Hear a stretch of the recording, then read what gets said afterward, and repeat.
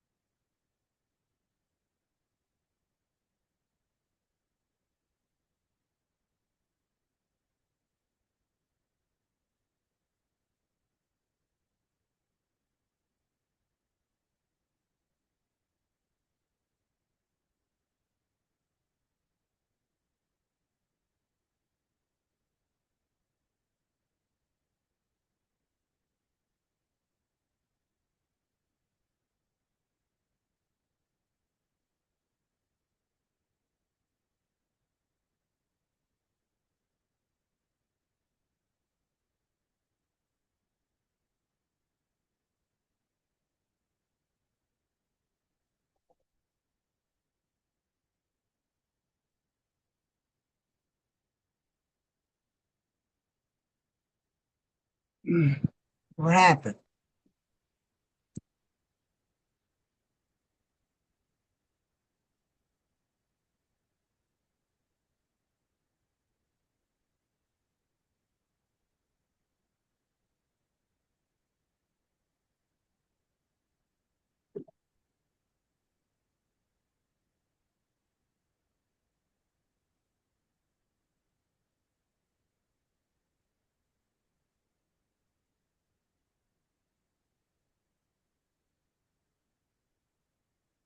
Hey,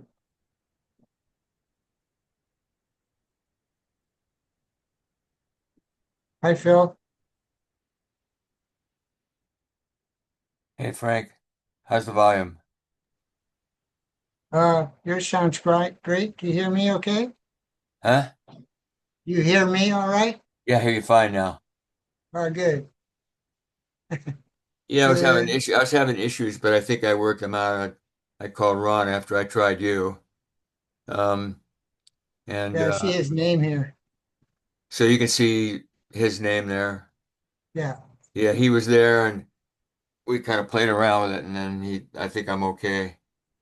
Um, shit, yesterday I was writing this letter to you guys and then I erased that somehow. Oh, bummer. It's Yeah, I didn't read the text this morning. Sorry, I've been really busy and I just poured some milk into some granola. And all I was doing now is just make sure I can connect up. So can I bring my bowl of cereal here and eat it while the other guy's doing it? absolutely. Oh yeah, I'll be right back.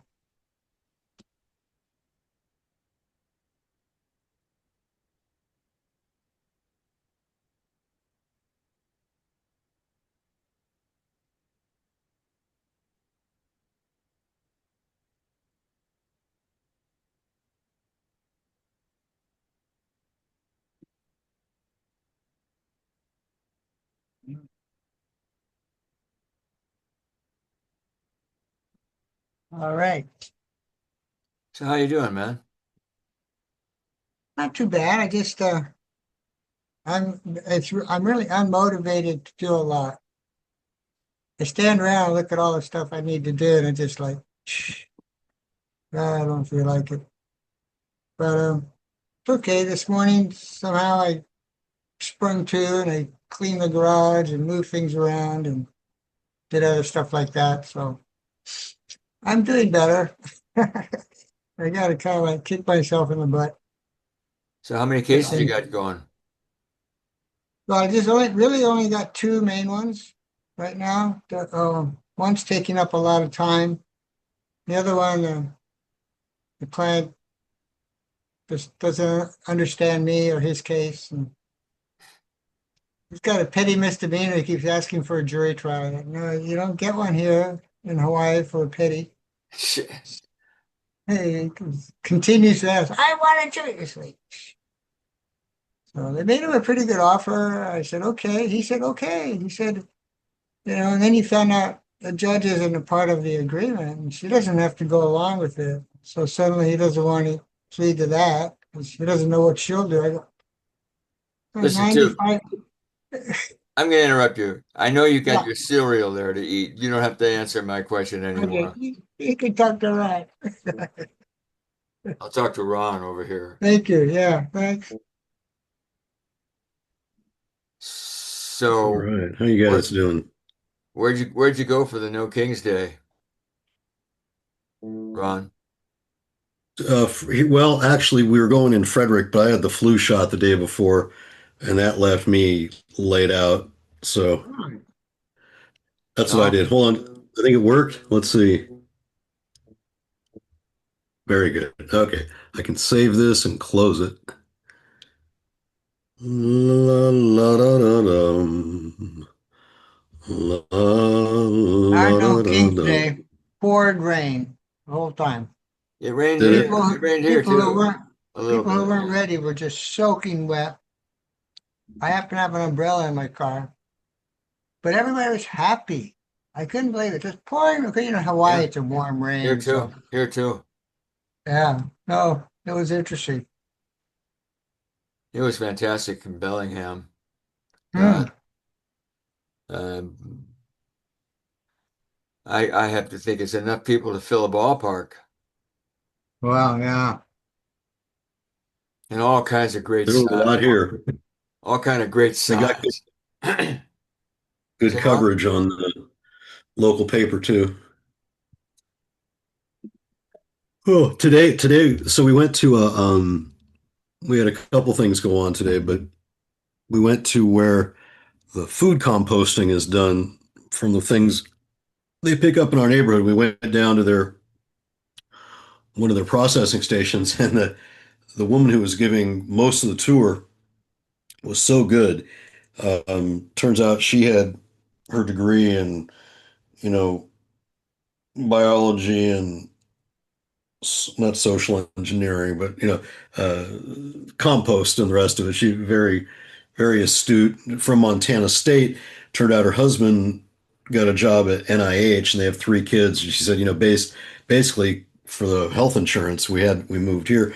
So she runs that place. She had this beautiful shirt, or the shirt with this beautiful flowers on it, right? Like you'd expect a compost gardening gal. And underneath it, in script, it said, fuck Trump. And it was great because it was so subtle. And one of the older women who was looking at where part of the composting was going on said, I really like her. She just puts out there right what she thinks. She goes, did you see her shirt? I said, no, I didn't. I went around and went, hey, very nice, so, and nobody said anything. Nobody was bothered by that at all. So she has a government job though? No, I believe it's a county job. Uh-huh. It's our compost people. They do the food composting. Um, so there's four or five smaller stations and then one larger station not too far north from us here in Frederick. So that's county Mm. thing, and that would be like a government job, yeah. The county's It might be paying for that. self-sustaining, yeah. Hard to say. Multi-government or government funded, but their contractor, it's hard to know. There's What's up? Tim. There's Tim F. Hello. There's Tim Hi F. everyone. Yeah, hi everyone. Good evening. He looks kind of like some movie actor, sitting by the beach. He looks like Oh, that British actor. that guy. You know what I mean? Better be a Uh, good one. he's Come he's on. getting Yeah. older now. So am I. Yeah, Yeah. yeah. So here we are four. I wonder what constitutes a quorum in this cult. I've missed a few, so anyone constitutes a quorum for me at the moment, catching up, even with just you Well, guys. you know, like I've told you, Tim, it's kind of like I have less contact with each of you guys now since I've got you grouped, and it's kind of troubling me in a way, It's um, I'm used to talking to some of you regularly, and that isn't the case anymore. So Hmm. plus I don't get to hear even when guys aren't showing up. It's very the sky, it's kind of like the word cloud is kind of like empty. So Well, I that's guess it's up to us all to fit in some other calls or something, some other times. But yeah, well, maybe it's some like people are busy. So, it's like I feel mm. like I feel like I should be getting more professorial here. But No, no. that was something I tried to avoid as much as possible. Um, and I know three guys can't make it, right? There's Scott's got his Lori's birthday today, and he's in Seattle, and who else? Of course, Carlos is still in Spain, as far as I know. Not that I expect to ever know. And then was it Mitch? Did he did he have an RSVP in there that he couldn't make it? I don't remember. Mhm. Somebody else though. I know it was the third person.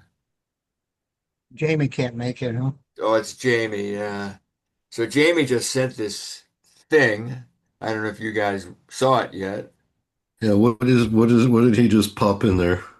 Um, it's something. He's on the Blues Cruise, and then he thought we might be interested in this, or I might be interested in this. I don't know. And it's very tiny print on my phone, so I'm gonna have to have a magnifying glass to read it. I'm just waiting to see if it has anything to do with evolution, or maybe what they're serving on the Blues Cruise and what the bands are.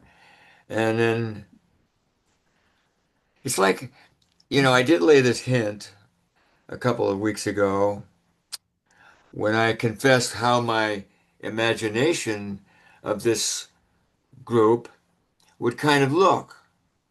Um, and but being who I am and where I've been, I imagined it as a classroom, even though I wasn't trying to make it feel like one. Um, and everybody was out there, all four of you plus others, with your desk and and your pencil and pen and your pen and your notebook and what have you. There you go. There's something like that.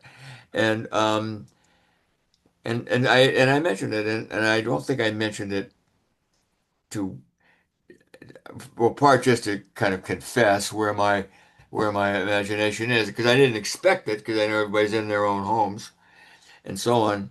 But at the same time, um, there was a kind of an attitude we bring to the group. We'd be more metaphorical in a way, where, um, like when I see Jamie, it looks like he's still in bed or something like that. Um, and there's Tim languishing, languishing, but he might have, but he might have a clipboard in front of him or something like that, or what have you. Um, and like he's ready. We're all. I can see his T-shirt. I can see he almost see his the illustration on there. The stand up again. I can see what you got on your. Maybe it says That's "fucked a up." Oh, no, it's yeah. New New a ball Balance. Balance. New player. Balance. New Balance. They were the It's first. a They were the first running shoes I Shohei or bought. something? Yeah. it's a ball player, so it's a World Series reference. But Hmm. it's a nice shirt I It looks found. like he's a black guy, doesn't it?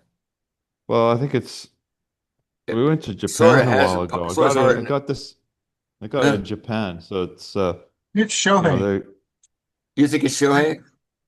I mean, if you got that in Japan, it looks like it could be Shohei. Yeah. And New yeah, Balance it's is a just a sponsor. it's oh, is it? Hmm. Okay. Yeah, it's Yeah. just a New Balance generic is just saw it in the He's shop not and I known liked for his the running so much, though, is he? I mean, it would be. Yeah, he is. he's Yeah, fast. he's fast base stealing guy.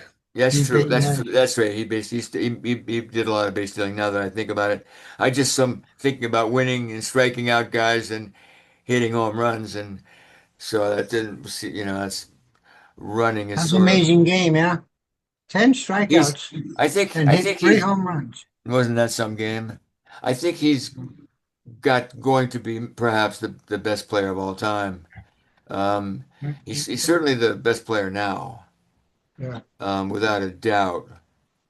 Um, I guess the next best would be Aaron Judge, and I watch Aaron Judge get struck out a lot by Red Sox pitchers, but he strikes out a lot, Aaron Judge. Yeah, He's great. I watched him lose the series for the Yankees against the Dodgers last year with the game where he had the fielding error, and that was it. Drove them to ruin. Yeah, he can be pitched to. It's amazing, uh, because he is so good though. I mean, and plus he's a good outfielder. I mean, for a guy his size. he's probably the best player in the American League. He's got to be the best player in the American League, you'd say, wouldn't you? Led the league in batting um, and so on. Maybe Roman Anthony will be the best player next year. You guys haven't even probably remember. I'm sure Ron knows who he is, right? Hmm. He's a rookie. He played this year, and then he got injured, and he couldn't play in the playoffs, and before that, and oh yeah, you'll be seeing him next year. He's he was the top rookie in minor league baseball, and he came up in August or something like that, and was almost impossible for anybody to pitch to. Um, Hmm. Roman Anthony, you can look him up. So Mitch decided, screw, I don't want to talk about baseball. He's still We're gonna there. get two I pictures should of Mitch. There. I should Before and He's there. after. Is this declare. going to be before and after or something like that? Speaking We of have, all quorums, we Phil, have, everything. Oh, hi, Mitch. Hi. There's another picture of you. You just want to help make us six people. Um, Yeah, so we got Mitch and we got Mitchell. We got well, it really can't, it somehow it screwed up and I couldn't, the audio and video went off on me, so I rejoined, put it that way. Rejoined, oh. It was difficult. I had other hoops to jump through for some reason when I clicked on the link, but anyway, I'm here. I see everybody talking and they talk. yeah, we're just talking baseball right now. Um, so that's five of you. If Tim Reith is in here, then that's not going to complete the duplicate that I wanted, that I was feeling, that I was reaching for. But at the same time, we do have this, we might say, unique situation of this being the um, only meeting of the month, and um, and then what we're going to do next month, which I've kind of worked out. I tried to write. I wrote like I was starting to tell Ron. I wrote it up quite a bit the other day and Thursday and Friday, and then I deleted it all by mistake. And so it's just the technical thing is just putting me into I don't know where. And I don't have Nora handy this time, but I think we're okay this time, so we're fine. So, Um, so here's what I got some notes here about where we are at the moment. First place, we got the two episodes of Nova, which I think are really important, and I hope you all agree. Um, they're right exactly where evolution and nature are coming together, and they both seem different in a way, but they have a tremendous amount that resonate. And so we'll get back to that in a little bit. Now, I've mentioned the names, the two Tims, on a couple of occasions regarding these two. Um, and as I was watching them and at the first time and then watching it again, watching them again and so on, taking notes about it, um, I felt you can probably understand. You don't know Tim Reith that well, but the two themes that I would say in the two shows, I mean, there's a lot you could compare as well as contrast, but the two themes I think that relate to what we're doing in the various tangents of evolution, one would be archaeology, and the other would be um, um, engineering with heart. So, um, given that we don't really get that so much in the secret lives of the forest, only by the end we do, where we look at human beings standing in the way or being able to contribute, which I have in like the sixth or the seventh one of the numbers of the issues there, the qualities of the forest, right? We have this list of qualities from um, uh, what's over here. Of course, we got the trees. That's like the first const. It's like the forest is shown to us to be a community, um, with various facets to it. And of course, the most important one is number two. The first one is starting with the trees, and we'll get a lot more on the trees as it goes on. But then you've got fungi, which is most important and takes a whole lot of the time of that hour. And then there's soil, and then there's the bacteria and so on that constitute the soil, the plants, the humans in forest. Again, that's when the humans really begin to be possibly contribute, including the fallacy of the artificial forests, which are really significant. And we're told that, shown that they don't have space around them to create the forest. And so each one of them is almost like an artificial tree. So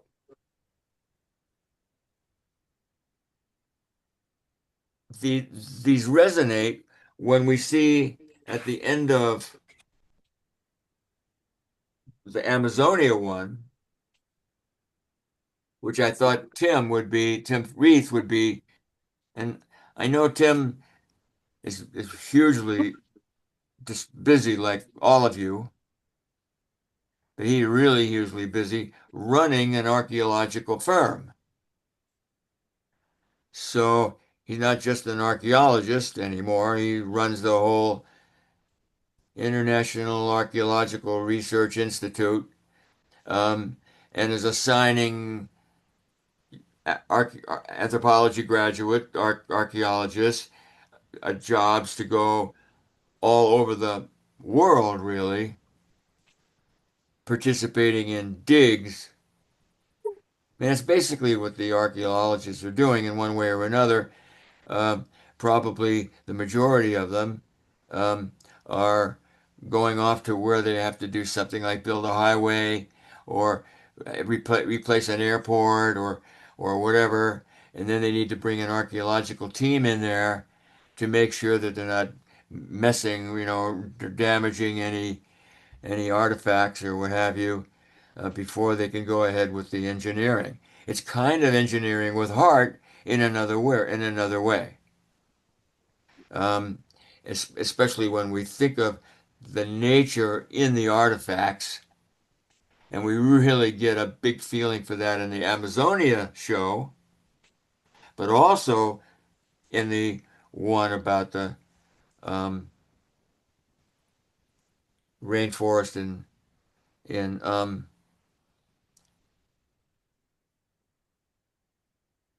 where I want to make sure we get the Amazonia shows is the second one. So the first one is the um I don't Is know there what one it's called about. Secret Lives of the Forest? Yeah, the Amazonia Secret one is the Forest. first one. The Amazonia was the first one, and the forest is the other one. Even though we have forest references in the Amazonia one that we can see through, that people can see through that LiDAR uh, invention that I'm sure Tim uh, Finnegan knows about it, um, where you can see right through the trees, right through the you know forest that we see there in that one, and see what it was like originally during the Ice Age, or just the end of the Ice Age, just at the end of the Ice Age, and still in the Iron Age, um, in this wonderful e- exploration of this this marriage of human and nature, and how it's uh, presented to us in these ways that in the second one, The Secrets of the Forest, it's more like a hope that there can be this interaction between the forest and humans. And they're listed as one of the sources that can be an improvement of it by doing like some people are working with old forests and rebuilding them and re so on with them. But at the same time, they're because of the farming and because of the uh, planting and other stuff there, the cattle ranching and so on. The land that was once forested had to be cut. The trees that were once there had to be cut down in order to make room for these and so on. And of course, the whole big theme in the trees comes down to carbon. So you could say there's nothing about carbon really to speak of in the Amazonia one.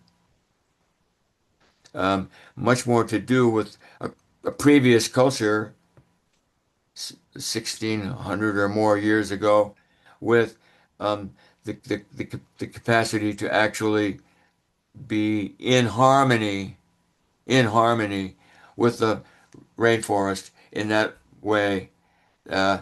So the themes are different in that regard, but they really resonate when we look at it, when we look at the two pieces as a whole. Um, and I feel that these two themes are solid enough to be covered through the month of November. Um, and that we can then take the second and the fourth week of November and and still work with these two um, presentations, these two because there's so many details that are there that can be focused in on. And I got all kinds of them, circled and so on here. And one wonderful lines in the middle of the ancient, I don't have the time of the movie, the time of the things, it's not page numbers, where there's just this phrase, a kinship with natural world, and then, or there was in time 25 minutes at minute 25 and 27 seconds of the Amazonia piece. And where it uses the phrase kinship with natural world, and then has a quote, those people were part of the jungle. And so when you get this theme in both, because in the second one, of course, this one about the secret life of trees, or the forest, or secrets of the forest, we're being told at the end that this is going to have to be a partnership between humankind and the forest in order, in nature really, in order to create new forests, right? Out of the old forests, and not try to have new ones like the. So a lot of this in both of these come back to the theme of the artificial versus the natural.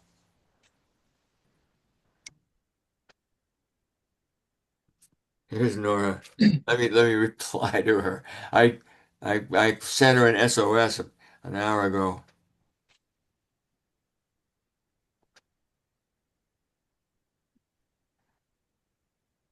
So speak up.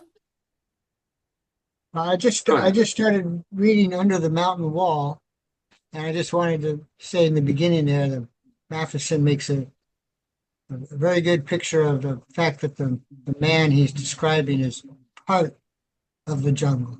He's in the jungle's in him, the river's in him. He's part of the river and the jungle and the other people and things. just like the river and the jungle are part of each other. You know, I just pointed that out. I thought that was a really interesting aspect at the very beginning, of the book there. That's all I had to say about that. Yeah, So you said I about the gotta add Caspian. that Go ahead, Tim. under the mountain wall. Yeah, I have to add that to my reading list coming up. Matheson's book, right? Yeah, I haven't read that one yet. But Yeah. the I should say I will have to go at 1 hour. So what time will it be there? I'm not sure, or wherever you guys are all scattered across the country. But it's 11 a.m. Sunday here, and I've got to go meet a friend at 11. So I'm unfortunately gonna, because we've been going for well over an hour in these sessions, haven't we? Closer to 2 hours, typically. Yeah, last Yeah, one was a good two yeah, hours. Yeah. yeah. Yeah. So I'll Um, have to, so I'll say my piece within the hour and then, then I'll, Yeah, uh, well, go go ahead for now. but, it. What do you have to but say? just your reference to that book made me think about Wildlife in America, that one of his other books that Phil put me onto I read years ago. And it, and then having just watched uh, the program about the secrets of the forest, there's similar themes there because, of course, Matheson in Wildlife America was speaking nothing about carbon really, but how the clearing of the land eradicated the natural species. And you can't have, as we learned in that Nova episode, you can't have a forest without the full biodiversity of species that contribute to the growth of the forest. The part where they had those monkeys in the trees, they're eating the seeds and then they shit somewhere and then it spreads the seeds. You need the animals. But of course, in that Wildlife in America book, which I don't know if I actually shed tears, but it did bring tears to my eye almost.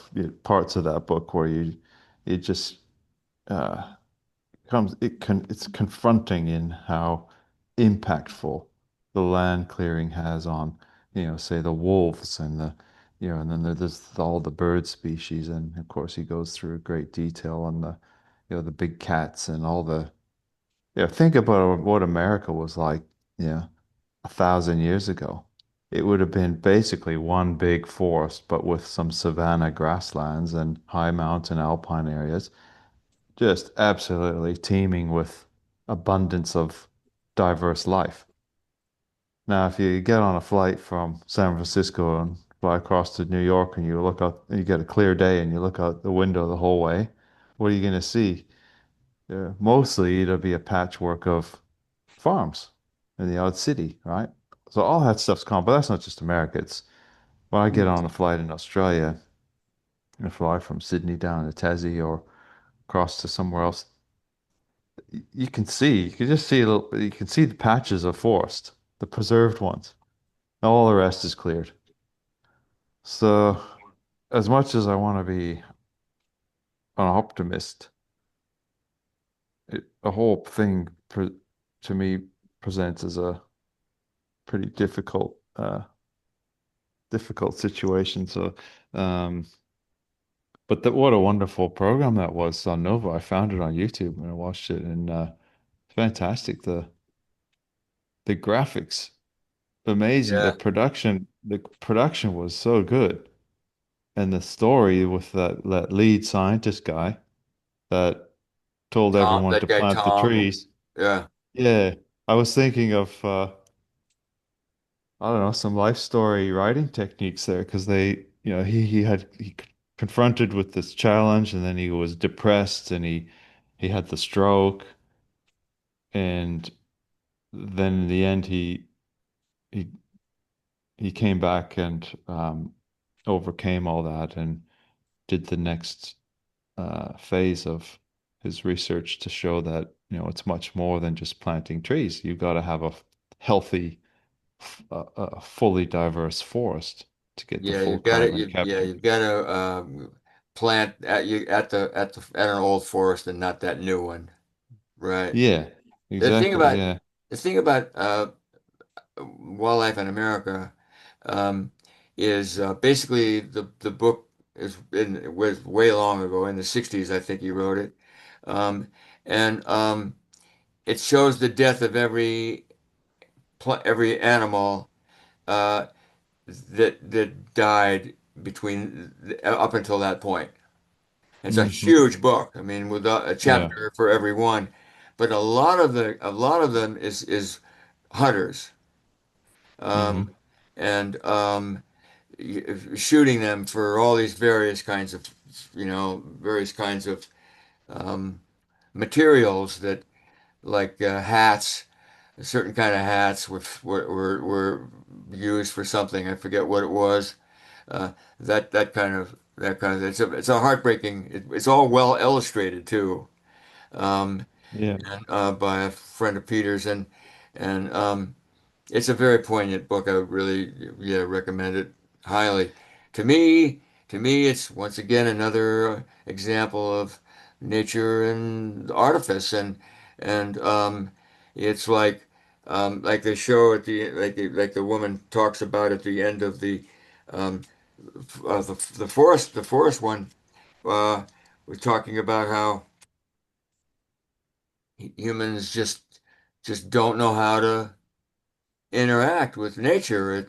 Uh, it's like um, they're nature's worst enemy, and it's to me, it's once again this this egotism on the part of mankind that really believes that the artificial is superior to the natural, and that we have it everywhere in our culture, and we're running out of nature as it's being strangled by the artificial. Um, Yeah. and you see people, there's a fetish in our culture for the artificial. Would rather have, it's like there's this a funny thing where you got kids in New York City, many of them have never gone barefoot on grass. Hmm. And when they showed it, and when they had a kind of an experiment with that, they couldn't stand the feeling of that grass on the bottoms of their feet. Wow.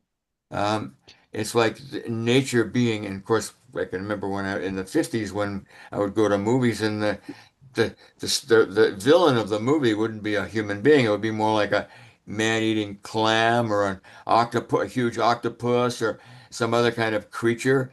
And you would be watching this movie until suddenly at the end of the movie, the hero would step out of the forest or wherever and there would be a highway. And you'd be so relieved for him because now he was back in safety. He was back in the artificial world where, I mean, where everything wasn't so terrifying and horrifying. And if you take it back to Nathaniel Hawthorne and the, compatriot or of, from Emerson and Thoreau, and Nathaniel Hawthorne would show you how nature was seen in the 19th century, because that's where out in the woods and the forests is where evil Screen. lurked, Oh, there's back. where the witches were, and where it Now was it's speeding back up. so that it's like I just got a little flash or something. Is something. Everybody okay at You're home? there now. You froze up for a second, Phil, It's but you're back. back. I'm back. I melted back. So, anyway, you can just see that. You can see that in every way in history is this attitude towards nature, which is, um, at the very best, just something to take away from. And once again, that theme is in the Secrets of the Forest, where you can take away, but you have to replace. You Whoop. have to replace. You have to uh, find a way to contribute to it, and it's probably not going to happen. But that's another topic. So it's where there's lots of variations on this that I would like to talk about today, but I want to hear from you guys too.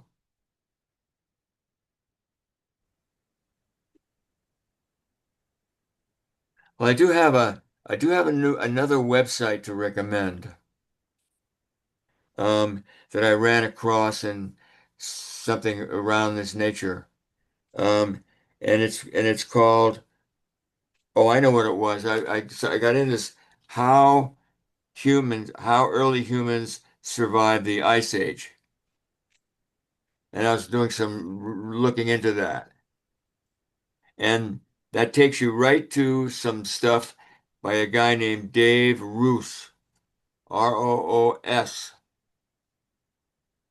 And an essay called "How Early Humans Survived the Ice Age."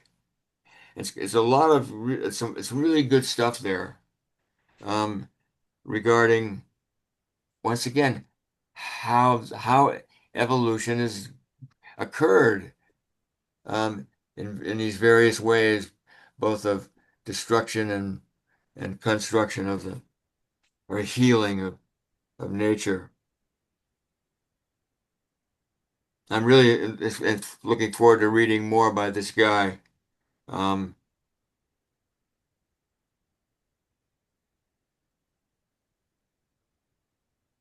I'm gonna have to take a break, and feed the dogs. Okay, 5 minutes or so. I'll okay. be back.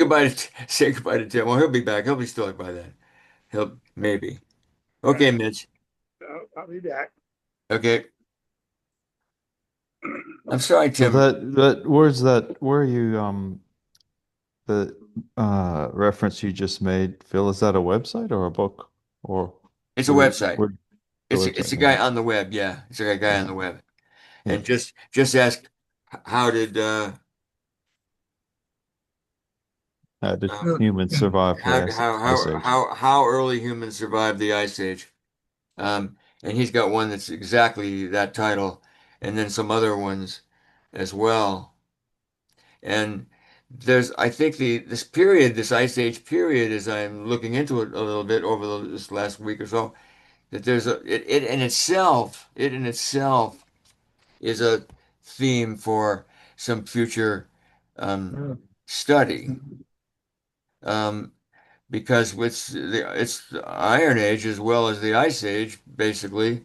Um, and it's fascinating to read it all. I don't want to get into it today so much, but it's really, um, really fascinating. I love the stuff about the fungi and and carbon, and the importance of carbon and the even the importance of the emissions of it, because they'll be sucked back up by the forest. Um, and how the whole forestry of it, where the threads of are spread from the roots to the fungi and so on, and the trees, and how the trees, of course, I've read lots of stuff on various issues, nothing quite this good though, I mean, um, like when I've talked to you about of um, The Secret Life of Plants, which I really urge everyone to read, and then the guy that wrote Omnivore's Dilemma, what's his name? He's a really good writer, and I read in Esquire about 5 or 6 or 7 years ago a review that he wrote, not a review, but an article he wrote on the reintroduction all over the world of the research that went into the Secret Life of Plants in the 70s. And um, and this is that guy that wrote, Omnivore's Dilemma. If you just look that up, this guy's a really good writer. And this is a big article that he wrote on the research that's going on the same stuff as the Secret Life of Plants. Whereas in the 70s, it was very new agey, so there's kind of like that side of it too. But this is very scientific. It's all over the world as research is going on. And one of the things I just remembered vividly out of that article in Esquire, I don't know whatever happened to that copy, um, was the roots. And this is where the intelligence. It's also how the majority of the living creatures in the forest and the secrets of the forest are underground, are in the soil.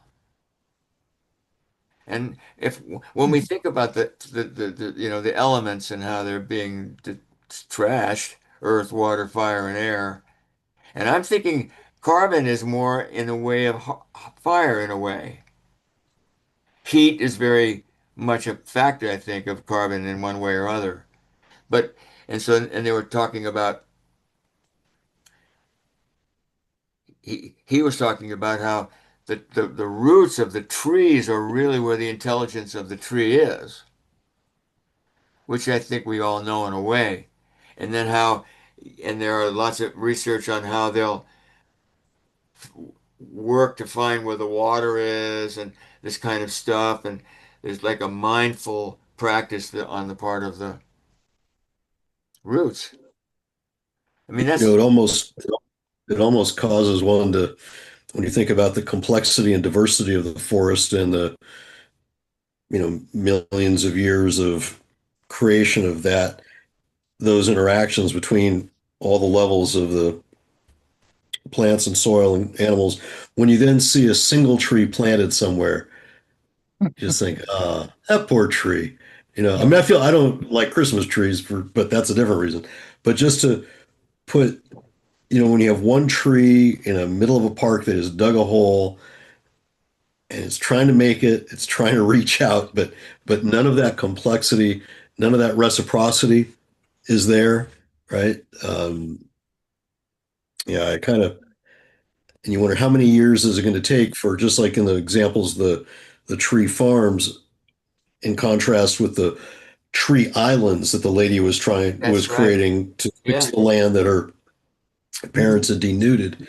How long does it take to create that, again, that complexity, of reintroducing? And like I said, today we went to this compost facility, and the complexity of that relationship between good microbes and pathogens, and you know, what it I also think about, well, it's kind of a different side of this, but not just the reciprocity of the plants and mycelium, et cetera, working with one another, but in its relationship to, and it's always been one of my favorite words. And sometimes I know it can be if it, when it's looked at as a legal term, it's not as gracious, but the term, usufruct, being a using of nature, but conserving it for future generations.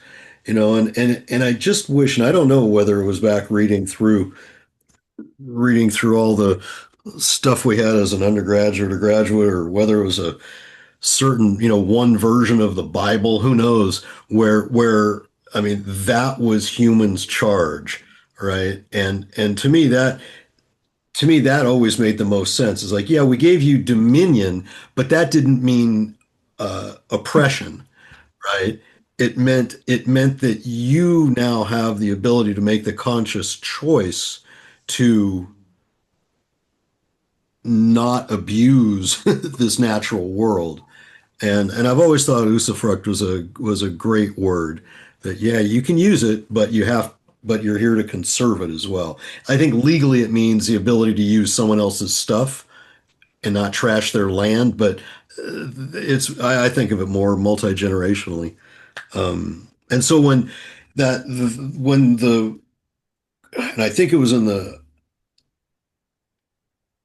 Amazon episode, because they were describing how, the discussion of when farms, and they couldn't do it anymore, because of disease, wiped out population, right? They'd had a functioning society that then, because of loss of population, was no longer able to function, and so all that stuff was then covered or overgrew.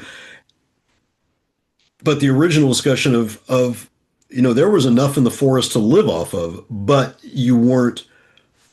Remember they used the term urbanized, but not in terms of a city, but that they had created communities. But prior to that, it was just living off of what was growing, and not taking so much that you would denude it, and then showing that. And in these cases, even in those societies, they were conserving seed stock and then planting for trees. Like, hey, we like papayas. Let's save some seeds and make sure papaya trees are growing in certain sections of the forest that our families interact with in perpetuity. Mhm. And when we talk about the artificial, the natural versus artificial, I just and complexity and diversity versus kind of the simplicity that comes with with the monocultures. That's the kind of thing that I think about. And at Fish and Wildlife, we battled with this all the time. Is that our goal? Just in one area, in the Prairie Pothole, and if you don't know that, that's in North Dakota, South Dakota, and Minnesota. And the Prairie Pothole area is the home base for millions of waterfowl, right? That's where ducks go to have sex and have babies. And those wetlands, I mean, the percentage that are left are so small. Well, why? Because those lands, like I think Tim, you said it, were being turned into farmland, and and in doing that, they were tiling, not like you tile your bathtub, but tiling is a method of draining water from. It's like putting in a French drain, right? You put pipes in, but they have holes, and it pulls all the water, so it completely denudes the landscape of these wetlands. So you have the lands that are being turned into farmland, which used to support American bison and everything that community supported, as well as the wetlands that supported all the waterfowl and all those interactions, going from crazy diversity, crazy complexity into just a monoculture, artificial, and Fish and Wildlife is just trying to save a tiny little bit. Um, and the Anyway, I think that those are the kind of things when I look at these two sides, I look at the artificial nature, even though, well, it's not even producing food, it's producing corn to feed to pigs, or it's just continuing this cycle where what was there before, like when American bison are on the landscape, and the thickness of the soil and the peat because of tens of thousands of years of trotting over, and all this. It's and think Sorry, I'm rambling here, but the not just microbes, but the bugs that are in the land and the flowers that are everywhere, and then you turn it around and you're just looking at these farms, and so I guess what got me thinking about was what you said, Tim, is when you fly over those areas, um, and I start taking pictures. I'm like, hey, that one wasn't destroyed. And you see this boundary. And I know that what that means is that Fish and Wildlife, or one of the departments of Land and Natural Resources, acquired like this 15 acres in a 1,000-acre area just to try to protect a little bit of habitat, a little bit of diversity, a little bit of complexity in what's become a artificial monoscape. Well, like Yeah. Nature Conservancy is trying to do too. I mean, Oh yeah. uh, Sure. with Well, actually, Nature Conservancy, Trust for Public Lands, Ducks Unlimited, all of those are very tight partners in land acquisition in those areas, in the potholes area. Mhm.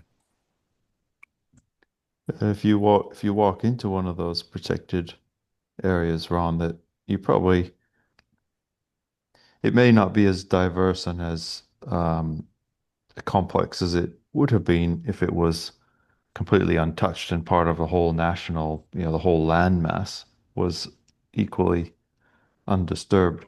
But you probably, what I find here, and whenever I go into a state park or a national park, is you don't have to walk in very far to start seeing it, how it, yeah, Mhm. really would have been. But then I'd leave in the car and I start driving down a freeway and I think, holy shit, this whole landscape would have been that.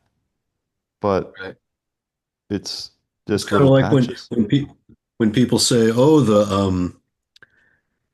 oh, that poor raccoon that got killed while crossing the road. It's like, no, the road crossed the raccoon. You know, The hard part with some of this is I don't, and of course, we don't want to turn this fantastic um, sort of thought group into a emotional counseling session. But in Matheson's book, back to that for a second, I can remember, and I wrote a few notes that he's there's a little bit of a tone of disparaging sort of attitude towards mankind. Look at the destruction we've caused, and how what a filthy species we are, and how how we've destroyed things. And okay, well, I love people, and I love culture, and I love history, and humanity, and um, the complexity of human interaction. But it left me with that book with a bit of a I don't know, maybe that's where my like a touch of misanthropy that I carry with me emerged from reading that stuff because I thought, yeah, how do you feel positive about it? And then as an engineer, Yeah. you've heard from Phil, I'm trying to practice my profession that I took up out of an interest in artificial things, science and maths and mechanical and made things, but over the years developed a bit more of a misanthropic attitude, and now I've tried to reconcile it. And one of my colleagues has got onto it, and he's kind of started repeating a slogan that he's made up that with all this artificial and our consumptive, extractive society, he's got some data or references that he said 80% of the carbon released into the atmosphere is related to industries that engineers contribute to. So his slogan is, "We got engineers as a profession. We got ourselves. We created this problem, so we have to fix it." So he keeps repeating that, and I'm all for it too. Um, but I guess sort of what I like about our conversations here is um, we're thinking about it, but trying to counsel myself to not just be a complete hater of mankind because you think of I think we're fucked basically over time. Like we're just gonna screw the planet, and hopefully we can.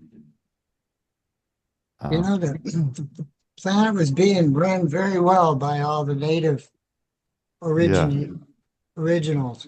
You know, one the one American Indians, they had real good control over being a part of the environment. They didn't have to cut forests down. it's in equilibrium with it. That's exactly Yeah. a good point, Frank. I use the reference sometimes in this island of Tasmania where I would live and work, and it's probably the size of it's a small place. It's the size of a state like Oregon or something. Um, you can drive across it in a day, a long day, but the it's cut off from the main continent by a few hundred kilometers of water. But in the Ice Age, it was connected, and so people walked across and settled there, and then the sea level rose, and for 10,000 years there was a community of indigenous people on this island. 10,000 years, nobody came.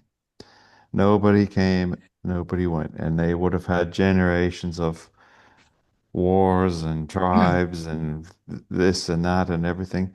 And but the environment to them was no different than when they found it. I mean, they would have set up little Yeah. fish traps and other things, but just like you're saying, they find a way to live in balance. Um, so nobody came and went for 10,000 years until the English came there. But yeah, I guess And that was a bunch of I'm criminals, right?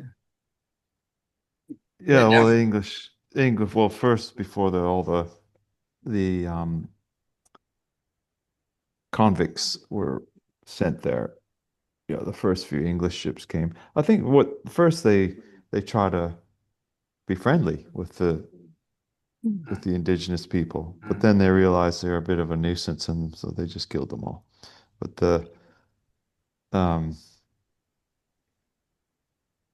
yeah, anyway, I'm still optimistic. I think if like in that Secrets of the Force program, they did conclude with some big breakdown of the numbers. Like if we cut the emissions and we build the Force, we can hopefully bring the planet into some kind of balance.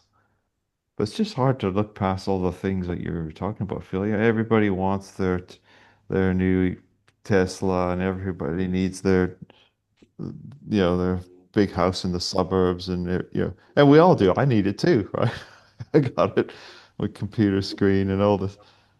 I don't know how are we ever gonna find some kind of reconciliation with, Well, or do we obviously, just try to minimize it? And I'm appealing for comfort.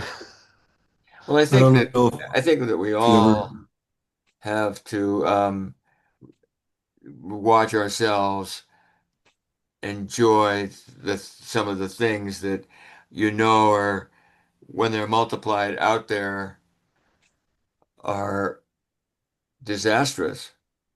Um, and this is where consciousness um, is so important to be able to even, I mean, deal with the, you might say, guilt you might feel, or the hopelessness that you might feel, or what have you, and recognize that the most important thing is your own consciousness and where the direction of it is going, and um, it's a tough one. It's really um, this right now, especially. I mean, we've talked about this in a few others. I was just talking to these folks today about it. In fact, I want to mention that there are three people I'd like to maybe add to this group. So I'll be letting you know more a little bit about that. I'm thinking it's pretty easy now to have them listen to recordings and watch them and so on, and to catch up on what we've missed. In fact, there are plenty of people that have been in this group since the beginning that have missed a lot already themselves. So um, it's just part of the process of it as we're growing. But I was talking to them about this very topic in terms of evolution and the consciousness of it. I mean, there's had to have been consciousness of it all throughout history in some level among those that are deeply insightful and in touch with deeper realities of that nature. And in that regard, then just imagine if somebody had the insight. I mean, you can imagine going back to, let's say, Goethe or something. I don't know. But of course, there was also the spiritual side of all of that too. But when you imagine the reincarnation, that not some, that you're coming back in reincarnation of some form, uh, you imagine that, well, it pretty much was like the one you're looking at right now. A few hundred years ago, you just expect to be maybe a few hundred years later or what have you.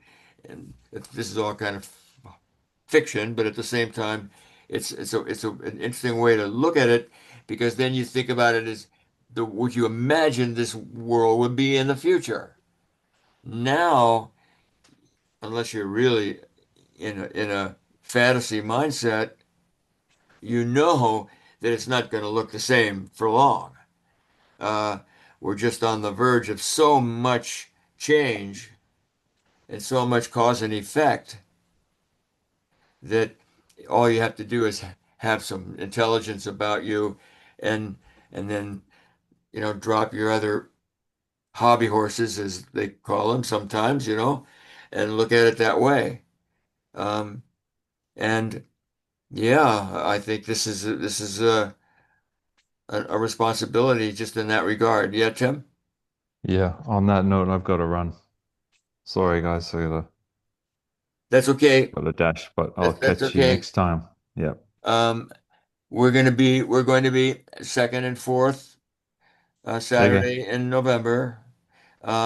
We're going to be in these same basic themes, the same basic subjects. And wouldn't hurt to watch some of these over again. I think that Yeah. probably I will bring in by the end of November, although I was thinking December, those other three uh, uh, episodes on Nova that have to do with the human, right? The history of Those are these. good. Those are good. They're wonderful, yeah. And the history of those Homo sapiens, but also Homo erectus and various that whole business. I Yes, think Yeah, okay. I'll look up Denisovan. those, but I'm those gonna three. sign off. Good to see you guys. All See you right. Okay, later. okay, mate. I Give can, Liv a hug for me. Be well, I Tim. will. Thanks for your words, Tim. We appreciate it. yeah, those other episodes were good. I mean, I enjoyed them, and the lady who narrates them, she's clearly an advocate, a fan, fascinated and likes doing what she does. And I thought the one where she was, the last of the Neanderthals when she's in that cave at southern Spain and the ocean's sweeping up, and this was their last stand, and they're now no longer part of any archaeological record. You know, Well, that Mitch, was, Mitch, that was Mitch has some discomfort with her, right? Mitch, was it you that was telling me that? That her Which, attitude was a little arch or something. and who is this? That was, The woman that was the narrator, the Ella La Allah. oh, and that, yeah. Um, I mean, you know, they're trying to make sure that a lot of the old ways can be brought back to preserve everything. And and the fact is a lot of these indigenous love the new ways and love some of the technology, and be taking care of having drudgery in life is what has caused humans to build all these artifices, and some are more in line with nature than others. And simple shelter, learning to build stick huts and using natural thatch roofs and natural pot is kind of more in tune with nature. And what I was struck by really in the Amazon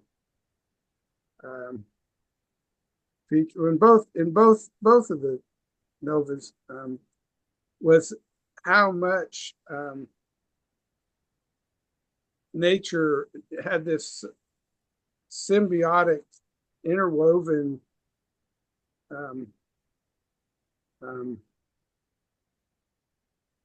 stability to it that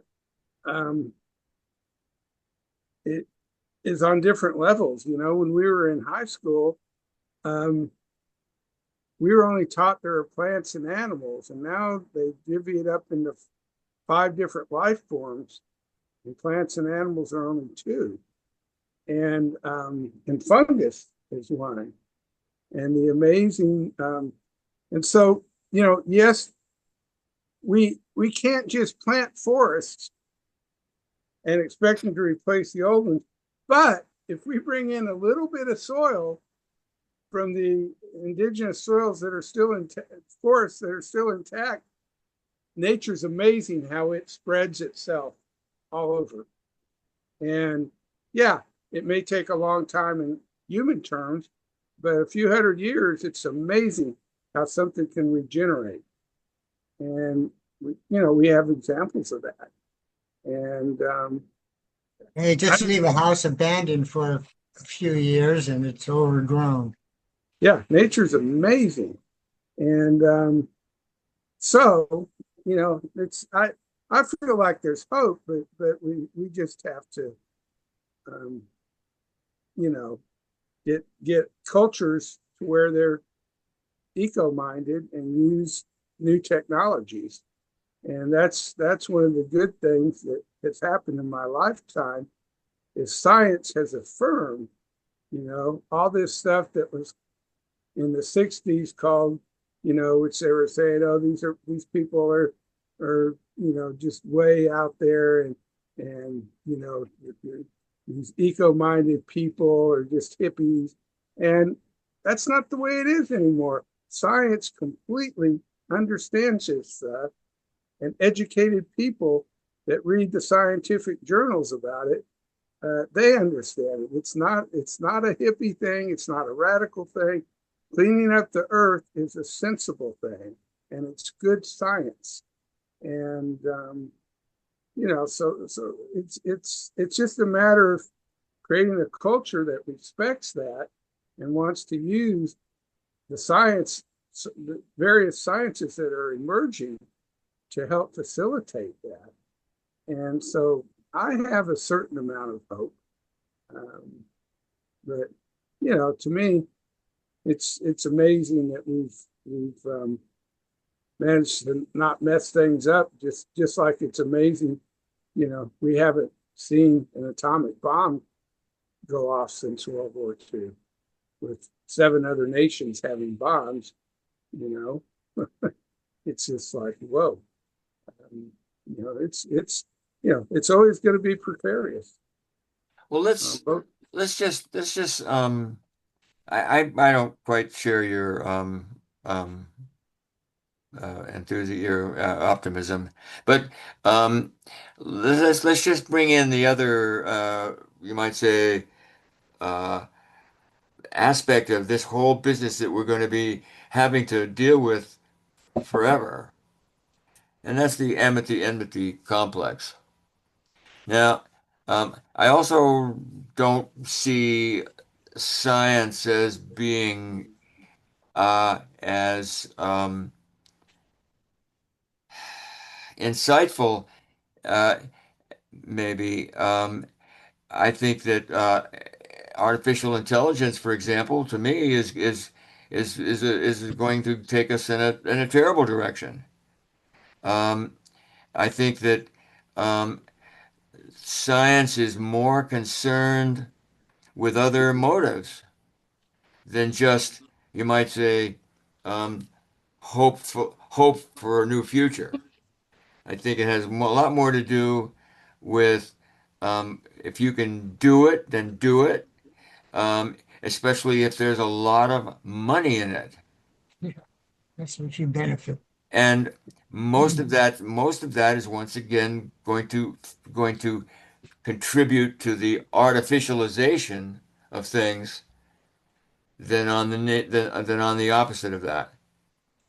I don't think most science. I'm not saying not that some of it isn't. Look at what we can talk about with Tim, and or with you know engineering is a scientific mode, and engineering with heart, because we have to have some kind of engineering. When Mitch and I were first talking about this whole topic, even before he got offered the job, um, what I would be talking to him about is that engineering.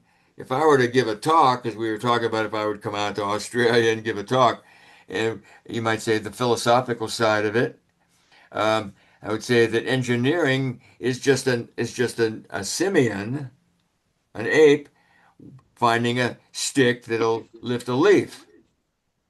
So engineering is very basic, and it's a human intuition that is powerful, but also very destructive. And we know that. I mean, this is what Tim is the guy that'll tell you this, that the most destructive work being done in the world is engineered. So when you go that far, um, that's the bridge that he's trying to cross. That's the, and we've been talking about he and I've been talking about this for a long time, and it's a real challenge for him there for lots of other reasons that are simple reasons. He's Tasmania University has this department, um, and he's got a lot of stuff to do besides the kind of stuff he would like to do, which would be to be reaching out to the world to find engineering projects that are working with the idea of engineering with heart, which is a phrase I gave him I don't know how many years ago, and he loved it, and that's what he's working from. And so, because otherwise it isn't that way, and I honestly don't see it. I just don't see it that way. Uh, I see him running up against a lot of resistance. Yeah. I mean, yeah, as he tries his different ideas and different approaches to things of how to change something, people are going to go, wait, wait, wait, wait. I that's just, that's the way it looks to me as well, and I wish it didn't, and I wish I could imagine that. But right now, to me, it's on a time clock. I mean, um, once again, in the simplest way of looking at it would be you've got nature and you've got artificial. Which is going to be more and more and more and more of, and which is going to be less and less and less of over the next few decades. I don't see nature's future. I, of course, there's consciousness that knows what can be done. And I think there's no option but to do it as well as you can. And because this is your deal. When we get into spirituality and so on, which I know Mitch will have some things to say about it, there's a karmic responsibility right away to be as virtuous as you can be, and virtue goes with nature. And not, the artificial is something that if we don't learn, which I don't see happening as a culture, if we don't learn to do it with a very soft way, with a very that it's just if you can get away with it's like artificial intelligence, and that's and the repercussions of that already. It's taking all kinds of water. Uh, yeah, the energy it takes. I think because this is where we come back to the four elements of nature, and are we protecting them or not? And if we're not protecting them, then we're screwed because earth, water, fire, and air, heat and air, carbon in there somewhere, is really what we count on for uh, life. Nature is our only source of energy. It's our only source of anything good. It's in nature, and we're just destroying it. I just wish I could look at it differently. Well, Other we can't destroy the sun. It's out of reach. Well, I'm speaking, as you know, as a guy that has to avoid the sun. Otherwise, you're going to have another 10,000 Yeah, sun well, that's right, and cancers. that's So, true. And you bring that up, and it kind of also makes me think nature is not entirely kind.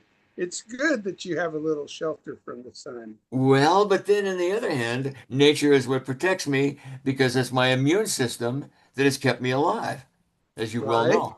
So, eating a natural diet and living a natural lifestyle and all those kinds of ways are what's kept me.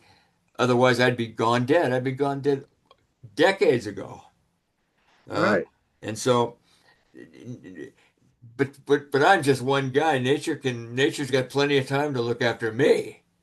But when we've got 8 billion or whatever it is people now or so whatever, um, nature's having a hard time staying alive itself, much less keeping the humans population of the planet Well, alive. the best thing we got going for nature is for some reason the majority of the population loves to live in big cities. And we're not we have a lot of earth is left alone because of human beings tendency to like to live close in with large populations. And I'm not for I don't care about living I don't ever want to live in a big city, but I am now. It's grown. This town I've been living in for, Well, not most of my adult life is you've seen a becoming big a change, big man. city. Yeah, it's becoming a big city, and I'm not going to live here more than a couple more years. Where do you live, Mitch? Austin. Austin, Texas. So And anyway, we've known each other since the 70s, and it was a different place then. yeah, it was 100,000, 90,000 people when Phil first came here. Uh, but I've got many options of places nice to live that are in areas that are forested, like in Lake Atitlán, Guatemala, or places in Brazil. And but I don't want to live in the Amazon. I've been in 3 areas of the Amazon, and none of them are places I want to live. That's just too much nature. Um, it's amazing. So it's like that program we saw where that anthropologist is going around showing that people did not think it was populated until they had that LIDAR that came out. Right. And they were able to see there was all these civilizations that they managed to clear out and live in these places, but they're not that hospitable. They're difficult. And even Phil, when all these Mayan pyramids areas that we went to and traveled in, Right. It wasn't long after we made a couple travels where that LIDAR came out, and they discovered that the ruins that we saw were just nothing compared to what is still covered with forests in Guatemala and parts of Mexico and other Central America. There's so much more than what they've uncovered, and so there was a lot of civilization built in those rainforests, and nature reclaimed it. Well, humankind really does have those 7 levels in them. And there is this quality within humankind to act that way, to be in touch with the wisdom nature, the 7th chakra, the crown chakra. It's there. It's there for us to achieve. In fact, we have achieved it, some of us, historically and so on. Once again, as you know, I've really discovered this idea of looking at the chakras as a horizontal path as well as a vertical one, so that we can see this kind of ontogeny recapitulates phylogeny only in this particular example, where humankind over many, many, many years went from a 2-legged animal to a 2-legged animal with emotions, to a 2-legged animal with not only emotions but also in thinking mind. And then, of course, as Darwin says, then the moral sense and the heart chakra, and then the creative, intuitive, and wisdom natures, and so on. So this is there, this is there for us. But as I look at it, reincarnation is a critical. We'll be talking about this in the near future. To how can we look at evolution without reincarnation? It's a seems to me like an obvious question, but the answer may not seem obvious to everyone. But I don't see how one lifetime is going to do it any more than one lifetime is going to make me go to heaven or hell. It seems pretty hard to swallow that. I go one shot and that's it. And then I go for an eternity. I'm going to go to heaven or hell. Well, I think evolution would be just as unrealistic, but I do think that they're resonant. That idea that there is a heaven in the future, but as we know, we're talking about wisdom. But so to me, we have this purpose. we have this evolutionary purpose. We have this script. We have this atlas, roadmap, what have you. Ron could come up with a whole bunch of different maps. And so where we, but we're not living up to it. And uh, it's just, it's just a lower level life world that is being demonstrated for us rather than this level of it. And my main my main feeling about this is, well, of course, because, and I've talked to you all about this at one point or another, if we're talking about reincarnation, then let's use the term soul as the traveler. And so then and use an example of Anne whenever we used to talk about it, reincarnation, and she would say, "Well, I do feel that there's something that goes on after some energy or something like that. I'm not sure about individuals." And she said, "I don't know whether you have like 8 billion souls, that have been out there for going on this period for." And I say, "Well, how about this?" Because we hear a lot of talk about so and so's an old soul. Like Ron there, I feel Ron's an old soul. I think all you guys are. And so now when you stop for a minute and think, well, then that must mean there's also what? Young souls. A young soul. And so, and now you look at all the people around the world and you figure some of them are probably young souls. They're not very advanced in their capacities. Yeah, And and then here's they what get elected president. and here's where the amity complex comes into play. Because then an older soul would be less vulnerable to it. The older soul would be ready to say, I see fairness on both sides here. I see faults on both sides.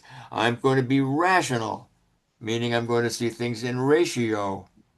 So I'm not going to be polarized this way. I'm not going to be fooled into thinking that there are good people and bad people in that in that sense of the word. But I think that the new souls,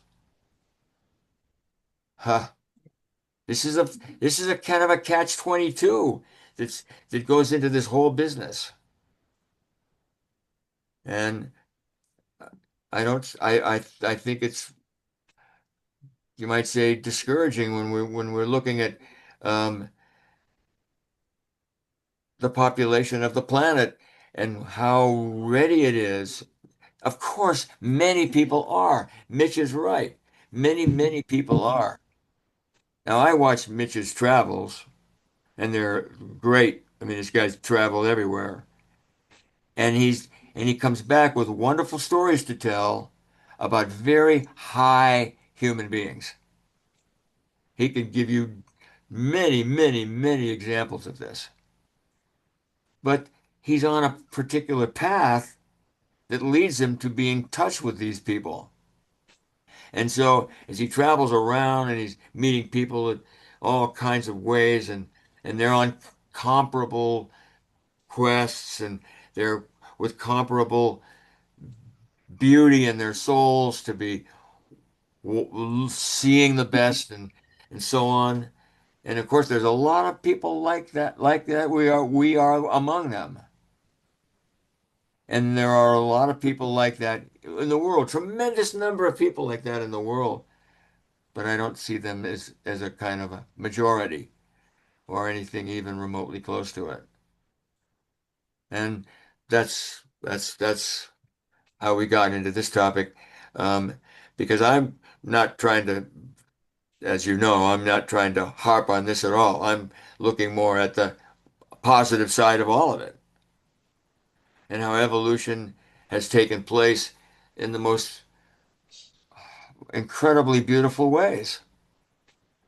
Um, and how there's it's like, but once I have to get into the other thing of saying, well, do I believe that it's going to suddenly have a payday for me, and suddenly the world around me is going to be in that frame of mind? I just have a hard time with it. And that's where I think this consciousness is really so important, because we're not just the physical personality that we are. We're something much greater than that. And the more lifetimes we've lived, it just stands to reason that there's a likelihood that the more wisdom we've acquired, gotten in touch with, and then maybe some of us have just been bad boy, bad boy, bad boy. I could agree. I thought that was probably me. And so, but at the same time, I can imagine not being that way. Um, and but what the future of this planet, back to that topic I was talking about earlier, back to the future of this planet. I mean, I don't see it.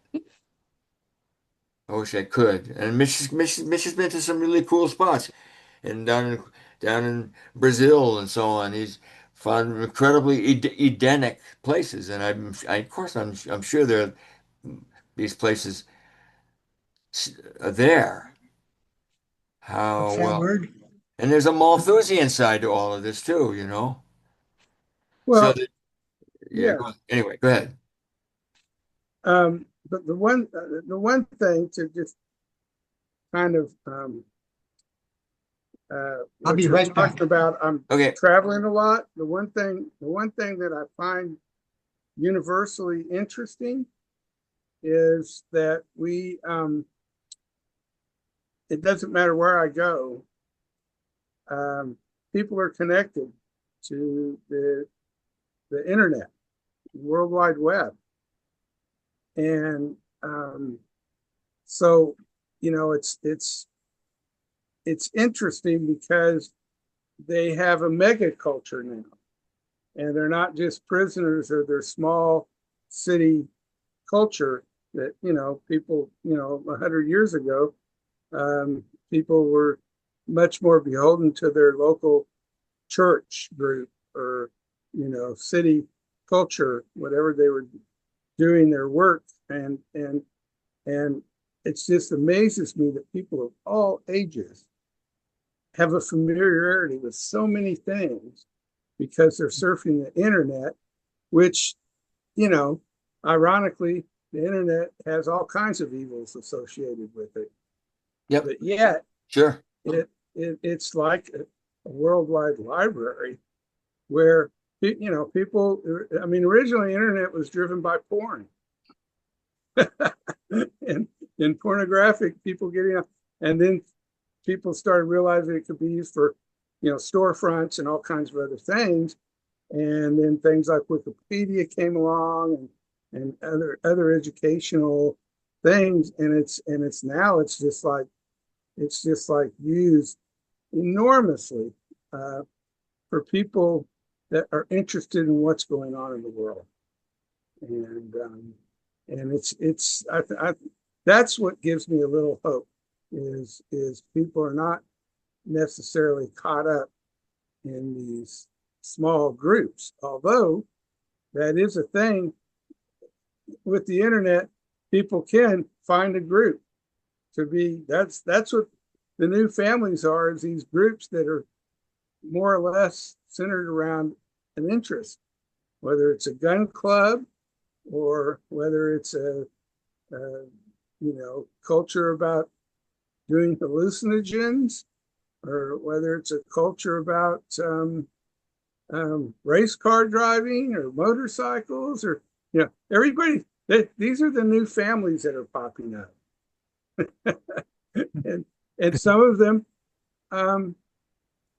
do very good jobs of getting people interested in the world, even though it's a particular interest.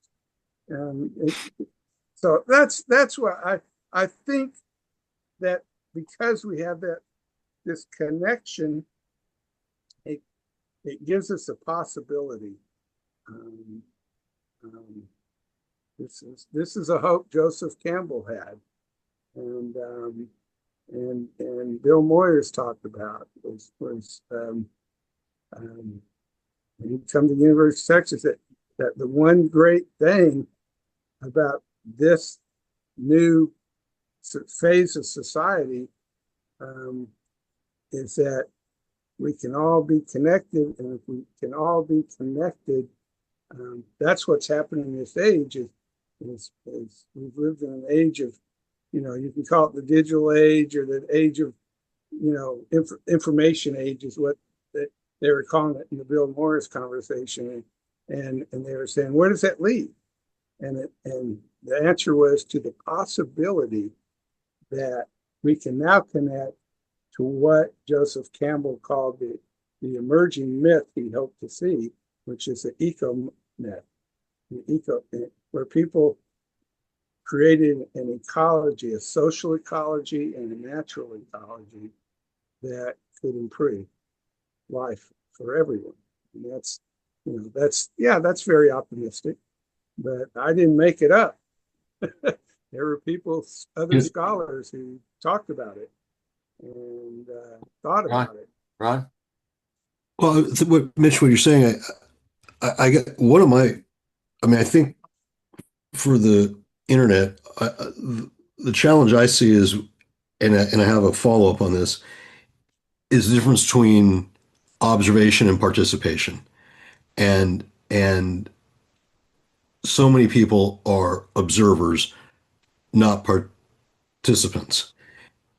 It's easy to watch videos or read about doing something good for the family and actually.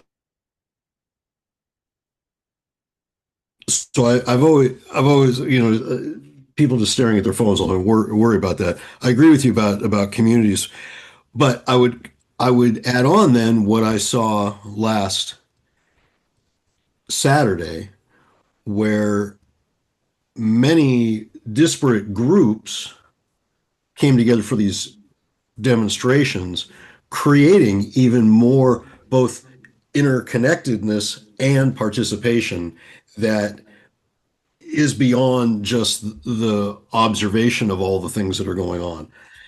To me, that I don't know whether it bodes well, but it's good to see those kind of numbers because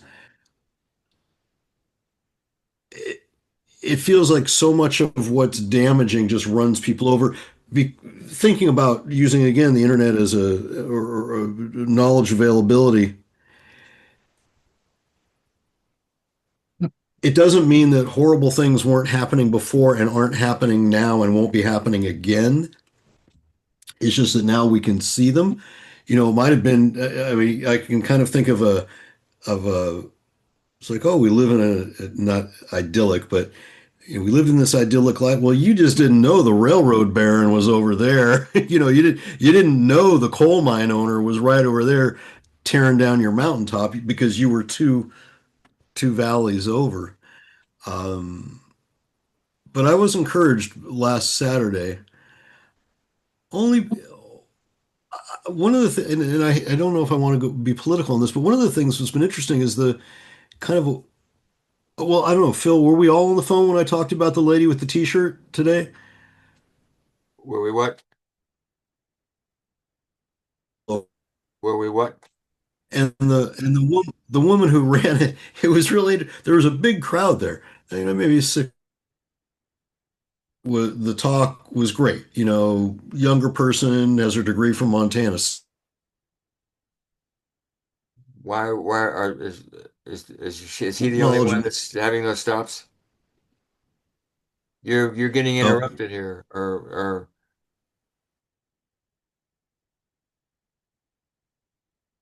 a t-shirt on that had flowers, but underneath it said "fuck Trump," and it was in yeah, the you told me about script. that, right?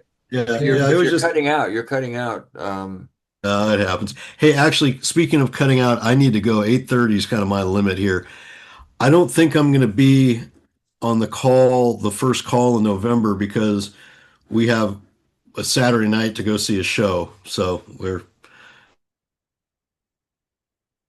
Yeah, it's Saturday night for you. You're cutting And out I again. just want to add to that, when I went to the No Kings protest on Saturday last Uh-huh. weekend, Uh-huh. um, it was interesting, and it could never have happened without something like the internet, where people could connect and form groups and get informed. And it was amazing here. We had a couple 100,000 people marching, and I ran into all kinds of people, and they have all kinds of different groups where they have meetings about doing things actively. And Yeah, here too. and In it's like, Seattle. yeah, and it's like, yes, it's true. Most people just observe and are passive, but the ones who want to do something have a chance and have a way of connecting. Well, I think that That's a game changer. I think that it's going to be interesting to see how many Americans do reach that level of consciousness. Bye, Mitch. Bye. I mean, bye, Ron. Hello, Uh, Ron. he's gone. He's Take gone. care. Um, I think that I haven't completely lost hope for America, All but right. I think I think it's not a sure thing. Um, and it remains to be seen how much Trump can achieve in his own ambitions, um, uh, which is not out of the question now of imagining pretty bad. But but that's only one aspect of it anyway. I mean, for me, it's really got a lot more to do with um, it's just the two of you now, but I mean, I don't know if I've talked to you two guys about the Dark Force.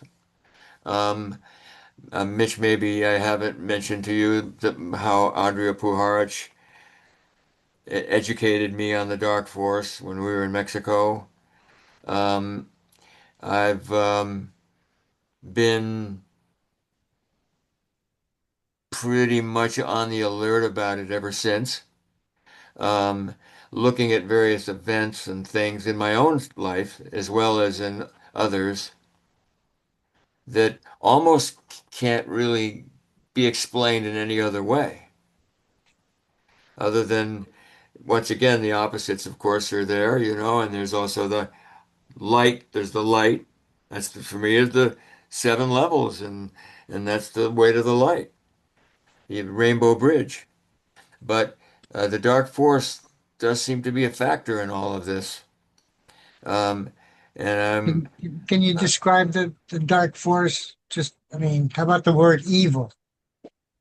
Well, yeah, would be sure. You could call it evil, and sure, especially if you have a particular manifestation of it, or example of it, or whatever, or have you. Sure, Yeah. evil, and there's always seems that there's been that in the capacity of human beings, and and it's amazing how much evil can come out of a human being that they would never even imagine that's the cause of it. That they're doing that, I know, but when you hear these people like Trump and his sycophants, they don't care about human life. They don't That's right. care about anybody else. That's They right. just care about their one little ambition. And when you stop caring about the people you're affecting, I think that's evil. I Well, mean, that's not. I never believed in evilness until a couple of years ago. I had a case where a probation officer was doing things just to hurt my client. I mean, for sure, Mm, my client was such an A mhm. A grade A probationer, and she just made it sound like he was terrible and put him in this terrible place. And I had to fight like hell. The prosecutor and the judge didn't believe me. The probation officer was doing this on purpose to hurt the guy. I finally, with enough witnesses to say what a great probationer he was, I was finally able to convince them that that's true. And a few months later, that probation officer was gone. but that's my first experience face to face with evil. There was no reason in the world for her to act like that or to think that way, except, oh, let's hurt this person, you know? And Well, of now course, that I've gotten to know Trump, I see here it is, yeah, man, again. yeah. I mean, the amity complex is part of it, but Yeah, if you look at what's going on in the Trump administration, I mean, it's dark. it's dark. I Yes. mean, it's because it's comfortable with with totally lying and totally being Yeah, I know. including and being dishonest and and cruel and I know. countenancing cruelty to human beings, to people. I mean, there's so much cruelty being Yeah, visited on citizens of our own country right now yeah. that is beyond beyond reason, beyond any kind of justification that a rational person can imagine. And Just, if it continues this way, if it continues this way, and if Trump manages to get a police state going, this is very Orwellian. oh, yeah. I mean, this is like right out of 1984.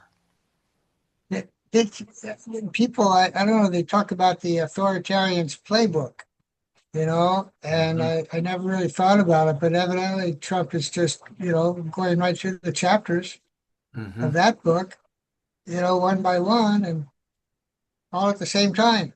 It's, it's like, how do we stop this? Because you got the Republicans who also only thinking about their own skin.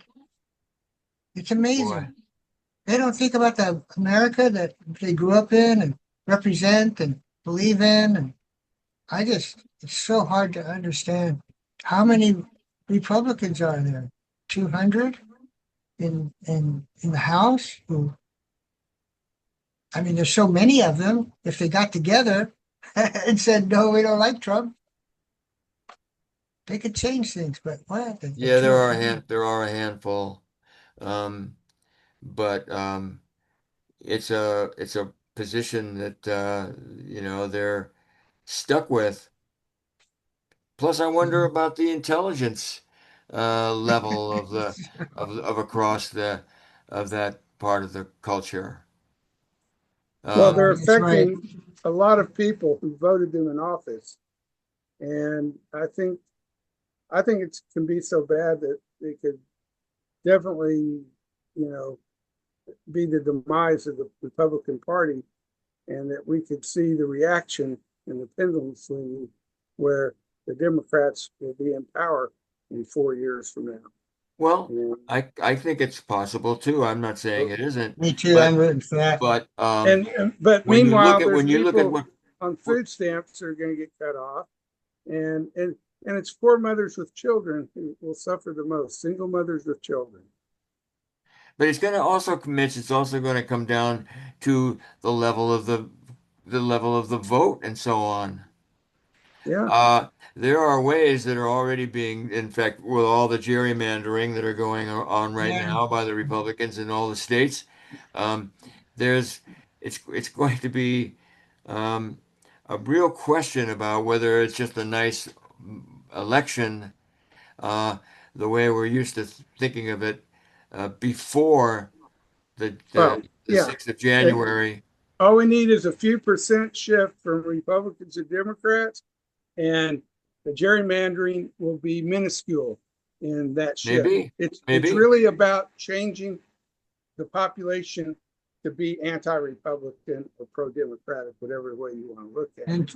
And And I think if they shit on enough people, farmers and other people that voted them in, it won't take much to get that 3%, maybe even 4 or 5%. And gerrymandering won't even matter because it only affects a very small percent.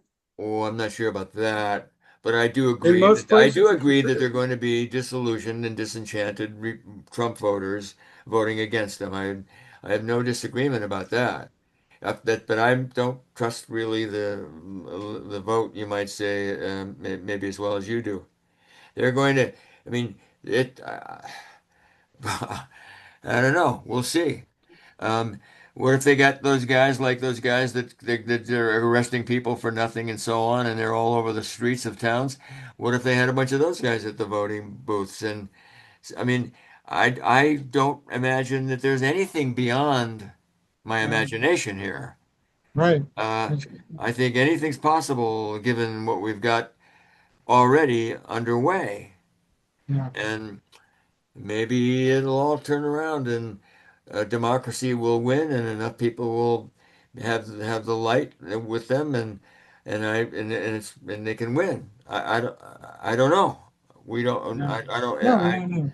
I think it's going to be very interesting to watch.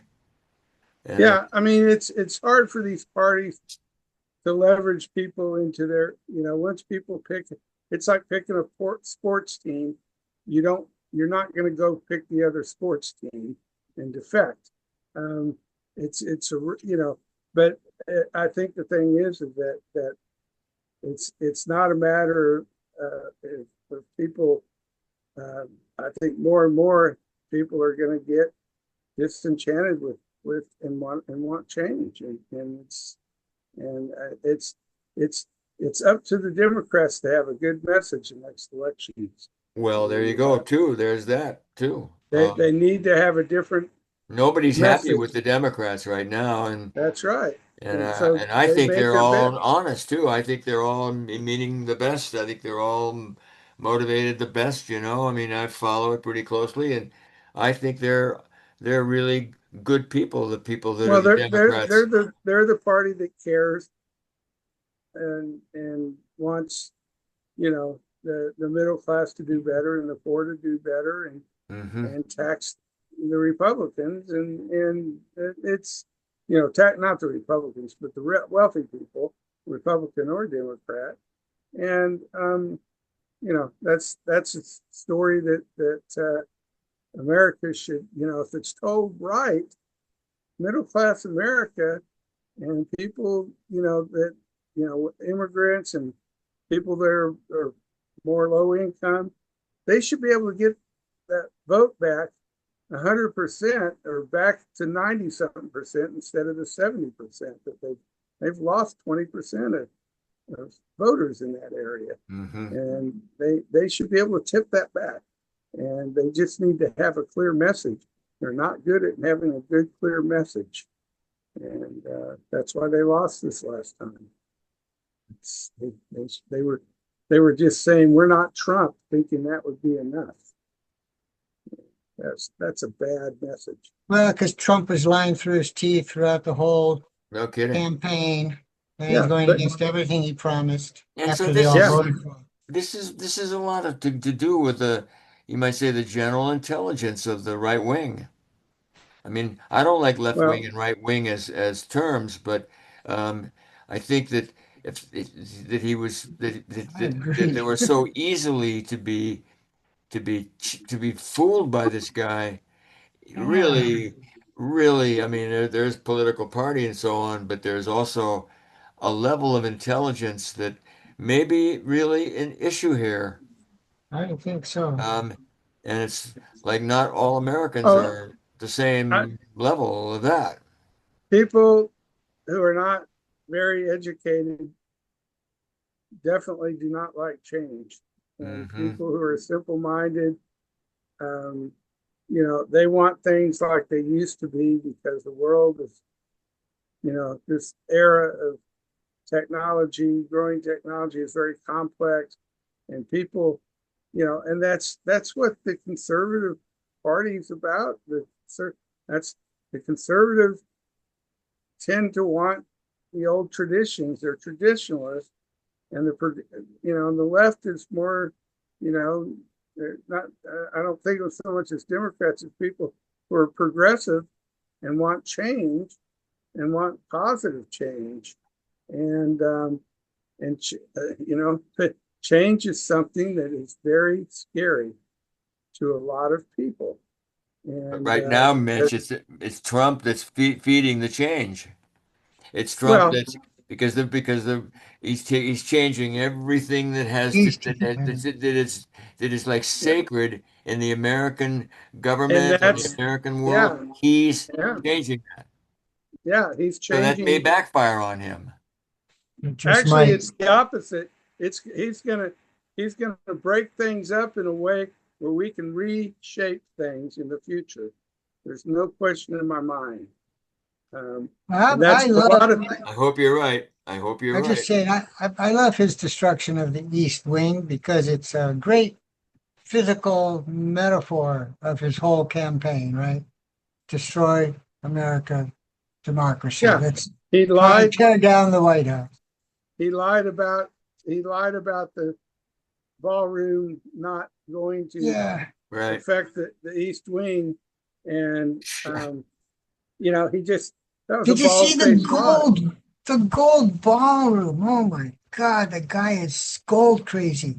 Yeah. He changed the whole Oval Office into Well, a lot of it's Democrats just what's it agree. called? Oh, it's ridiculous. It's absolutely ridiculous. Gaudy. That's the word. And Gaudy. he's changed every single thing that is any Yeah. kind of safety valve in this country. There's an old quote in an old play from hundreds of years ago, um, gilding the lilies. Right, right. Gilding the lily, lying about it, Oh, illegal lilies. Yeah, and that's what the lilies are nature. And what would Trump do to that? He'd gild them with gold. He Yeah, loves yeah, gold. he loves He, gold, no doubt he's about that. greedy. He's greedy. And the thing is, to him, that represents power. And this is where evil comes from, is lust for power. And Yeah, no A kidding. Star Wars scene where one of the guys gets stuck into a metal shape. I don't know.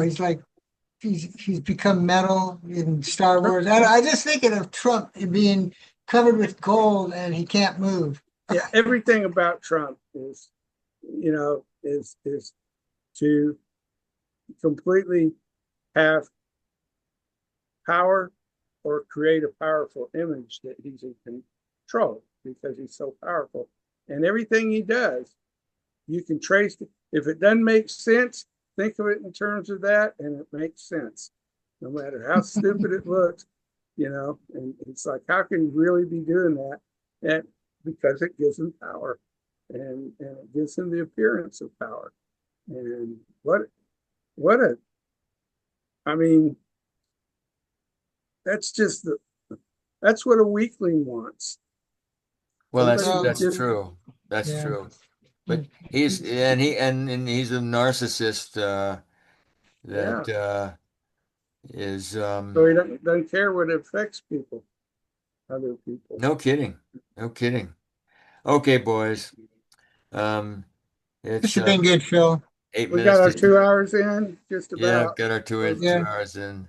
only Um, three of us left. So I'm same sure time. these are going to be just enlightening to everybody that reads that goes and looks at them. Politics. Well, Chat anyway, box. fun discussion, and I guess we'll know exactly what aspects of nature to talk about and any books. I've gotten all the books you recommended, Phil, except that the one that Matthiasen wrote on the what wall? Oh, Oh, the under the mountain wall. Yeah, that's the one I've just started reading. I couldn't find it anywhere. Where did you find that? Well, of course, I have a couple of old copies, but you I think if you you just you'll find it. You should be able to find it, I would think, under the mountain wall. Well, I this can't is get it called through the Amazon. the Tattered Cover Bookstore, Cherry Creek, Colorado.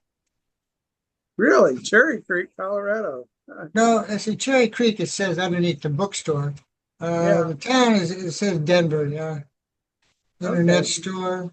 You Better go World, on. I would say Better World Books would be a good source, or either Amazon would be a good source. I mean, Yeah, I tried Amazon. I think he's got to be in print, Mitch. I He's would think so. I can't believe it's hard to believe that, even if it's out of print, some used bookstore should have it. sure, You know, I'll sure. try again.